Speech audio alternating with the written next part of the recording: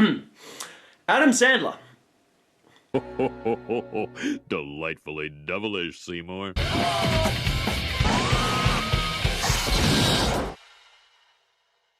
Yes, everybody, welcome back to Delightfully Devilish, the show where we discuss films that all at once meet the criteria of being the good, the bad, and the ugly. I'm your host, Jukebox Harry, and today we are looking at the modern trash compactor of comedy itself through the Sandman. Before we get started, I want to make a point that yes, in fact, I am a big Adam Sandler fan, which makes me so much more critical because it's so depressing to see him go from films that I loved watching growing up to the crap he makes nowadays. Films like Billy Madison and Happy Gilmore, I quote on a regular basis, but crap like Blended, Jack and Jill, Just Go With It, Sandy Wexler, Pixels, The Cobbler. To break down Adam Sandler films, you can split his career into 3 stages. He was at his most successful and funniest during the 90s. During the 2000s, he became very hit and miss, and then over the 2010s, he put out mostly shit. Today's film actually comes from the shit period in Adam Sandler's career, but even a broken clock is right twice a day, and one of those 2 times we got the do-over, so let's have a look at it. The protagonist in the do-over is Charlie, a guy pondering how much life sucks, played by a depressed David Spade. He runs into his old friend, played by a depressed Adam Sandler, Max. Damn, Charlie, you're still hung up on that skank.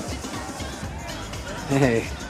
Now this is immediately a bad sign. If you look at the worst Adam Sandler films, it's usually the ones where he's so spiritless and empty and just comes off as a depressed character. And I'm not talking about his dramatic roles, I'm talking about his soulless performances in comedies. But let's not jump the gun just yet. It turns out Charlie is married to the girl he's watching grind on some guy, so he's a cuck too. Max turns out to be an FBI agent, while Charlie hasn't done anything with his life. Let Maxi Pad soak up your pain. My life fucking sucks. Yeah. Max's ex-girlfriend is also stalking him. Over the next 2 scenes, we see that Charlie is literally the only person who works at his bank for some reason, and that his wife is a selfish bitch. I just won a 2-day spa weekend at the Ritz-Carlton Resort in Naples, Florida. Woohoo! Tracy is gonna get turned up. I thought this was our weekend together. It's totally a girls type of thing. Oh. And then Charlie and Max are out on a boat, and suddenly something clicked about this film. Remember Grown Ups? When Adam Sandler got all his best mates together to go take a vacation and just film random things along the way? Yeah, you can tell by the lush locations in this film that he's doing the exact same thing. But at the same time, I did find the first Grown Ups hilarious, no matter what the critics said. I was having the best time of my adult life. Getting paid to hang out with your best mate on a boat in a luxurious location? Yeah, I bet you were, David Spade. Then we get tits. Nice. Nice. Nice! And a joke about David Spade having a small dick. And then this. That gag just came out of nowhere. I actually really liked that one. Max beats a fish to death while the fake blood repeatedly hits Charlie. And an explosion happens. Charlie wakes up tied up. Why am I tied up? I didn't want you to freak out when you came to. You think tying me to a bed's not gonna freak me out? And then he runs into a wall. Charlie! I'm getting the feeling that people getting injured is going to be a big recurring gag in this film. I faked our deaths. I maxed out all my credit cards cash advance. $62,000. I don't want to be Dr. Ronald P. Fishman. Well, you can't be Butch Ryder, because I already put my picture on this one, so you snooze, you lose. I gotta go home. Charlie goes back to witness his own funeral and realizes that nobody gave a shit about him. Charlie McMillan would want us to wrap this up so we can get home and watch Dolphins game. His twin stepsons are masturbating under the covers and his wife is pegging her ex-husband, so he's happy to disappear. And this happens. See this key? Yeah. Pick it up. Smell it. It smells like shit. Because I found it up Butch Ryder's ass. Is that not the worst fake vomiting you've ever seen? It's so fake that it's kind of hilarious. Charlie uses his knowledge as a bank manager to access a federal database and find out who the key is for. So suddenly the character starts having some kind of usefulness to him. Puerto Rico. Of course it's in Puerto Rico, because Adam Sandler's not going to want to film a movie if it's not in a luxurious location. They find the deposit box with more money and another key. To this building.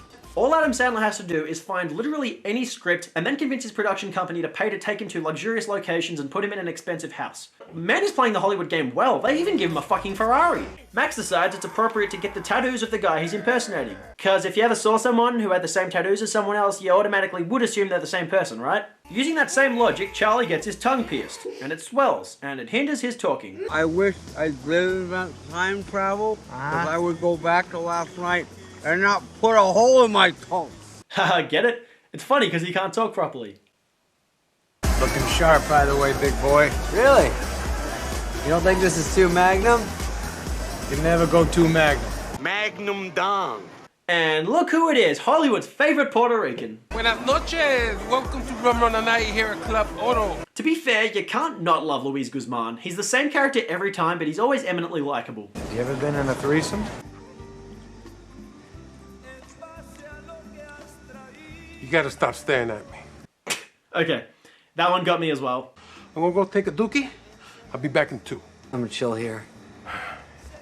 Taking notes? Good man. Why is this guy here? Why is he here? There's also a shot of Luis Guzman's balls dropping sweat on David Spade's head, but I'm not allowed to show you that, so just use your imagination. Would it be better if there were 2 sweaty eggs underneath it? One thing that bothered me about this scene, why does Hollywood think that people are going to believe a woman's going to keep her bra on when she's in a threesome? People like to be naked when they have sex, particularly if they've got the guts to participate in a 3-way. If you've got an actress that isn't willing to participate, then find someone else that is, or point the camera in a different way. Don't show that she's got a bra on, because it's just going to break the illusion. The next day, in comes angry Michael Chiklis. And it's actually Michael Chiklis this time, that's not just a ball joke. He's about to fuck shit up, but instead he gets shot in the leg as these guys descend in. Max pulls out his gun. I started blasting. Bang! He shoots everyone, including Michael Chiklis a second time. But he misses the discount Die Hard villain.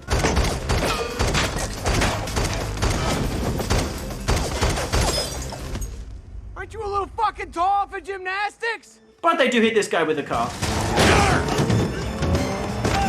Out of all the dead bodies in the world, you picked the most modern man in America? Dr. Rod is a very successful doctor with an impeccable record, who unfortunately got 2 bullets to the head. You said he died of natural causes. You naturally die if you get 2 bullets to the head. Adam Sandler actually gets some decent lines in this scene. And we shot Dawn's husband. You shot Don's husband. I only shot him because you tag team his wife, you fucking degenerate. We can actually see some signs of life in Adam Sandler. He has comedic timing and he's using it well in this scene. Max and Charlie track down the wife of the guy that Charlie is impersonating, and Max hits her with a Winnebago.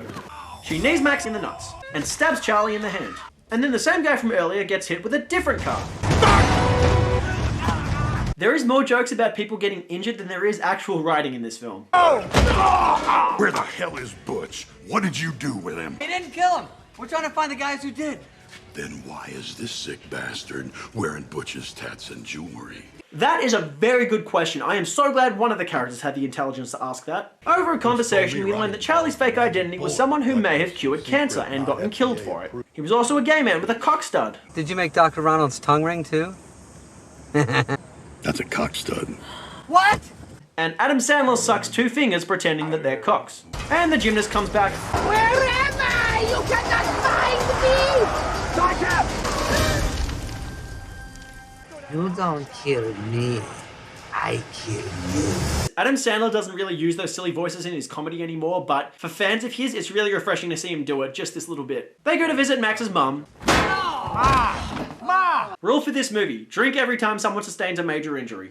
Max's crazy ex-girlfriend comes back. The 2 bang, and then Charlie goes and tongue fucks Paula Patton's mouth. This joke here doesn't have any relevance to anything. It's a non sequitur, which just feels more weird than anything. The next day, they hit this guy with a car for the 3rd time.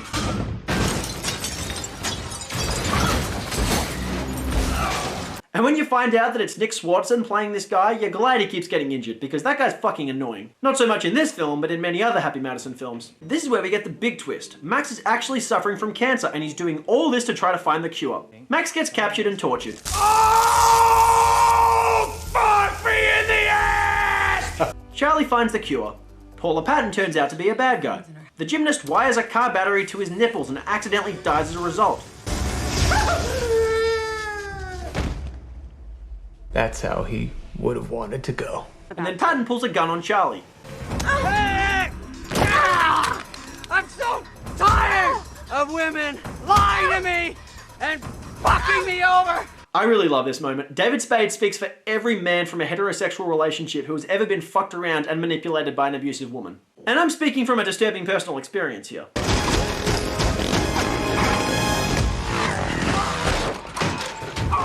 Drink. And Deus Ex Machina comes in the form of that one actress from every 2010s comedy movie, Kathryn Hahn. We get some girl-on-girl action, and the tablet accidentally ends up in the water. But it's okay, because Charlie made a copy on a USB. Found something rather alarming in his rectum. It appears to be a USB drive. You backed it up? He backed it up! Get it? Backed it up? That one's both stupid and subtle. Everyone's happy. The end. So, is The Do-Over a good movie? Objectively, no, but it is a funny one. If we take an analytical approach to The Do-Over, it's a piece of crap. The protagonist is a character that's repeatedly subject to bad luck without much redemption in his story, and David Spade really isn't all that funny in the role. Whereas Adam Sandler's character just keeps shoving random plot twists in the story, and the main source of humor in the movie just comes from people being injured. But to be fair, Adam Sandler films aren't meant to be analysed, they're just meant to be seen and enjoyed, and I did enjoy this one. The Do-Over succeeds as a guilty pleasure because it feels like for the first time in ages, Adam Sandler actually gives a shit. If you look at his performance in Pixels, it's really depressing just how one-note it is. Too late, sweetheart. You had your shot and you blew it.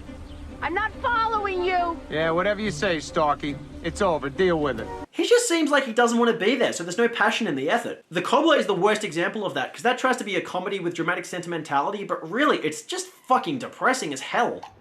Why don't you let me give you a shave? I think I'll stick with the pickle.